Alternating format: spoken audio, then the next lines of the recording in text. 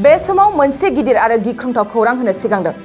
2023 इं बोसोर गोदाननि दान मोनसे उनावनो बुहुमनि मोननै हादराव गिख्रंथाव थासारि सोमजिदों, जाय थासारिजों सानसेयावनो रोजा रोजा सुबुंफ्रा जिउ गोमानो गोनां जादों। गासै 3700 सुबुंफ्रा दासिम अबथिरा जिउ गोमानांबाय। मिथिनाय बादिब्ला थैनायनि अनजिमाया आरोबाव बांबावनो हागौ। तुर्की हादरनि मिरु जायगा आरो सिरिया हादरनि सा सोनाब जायगायाव गिख्रंथाव बांग्रि मावदों। तुर्की आरो सिरिया हादरनि सिमायाव नांजाबनाय आरो बे ओनसोलावनो 7.8 मेगनिट्युडनि गिख्रंथाव बांग्रि मावनायजों रोजा रोजा सुबुंफ्रा अबथिरा जिउ गोमानाङो।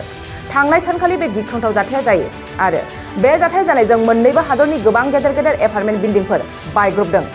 बेबादिनो गिख्रंथाव जाथायजों तुर्कीयाव दासिम गासै 2300 सुबुंफोरनि जिउ गोमानाय खौरां मोन्दों। फारसेथिं तुर्की हादरजों नांजाबनाय सिरियायाव दासिम गासै 1444 सुबुंफोरनि जिउ गोमानाय खौरांखौ मोन्दों। गिख्रंथाव जाथायजों दा गासिबो थेर-बेथेर जानानै दं आरो दासिमबो जाथाय जानाय जायगायाव रैखाथि बिफाननि गोख्रों हाबा मावबाय थानायखौ मिथिनो मोननाय जादों।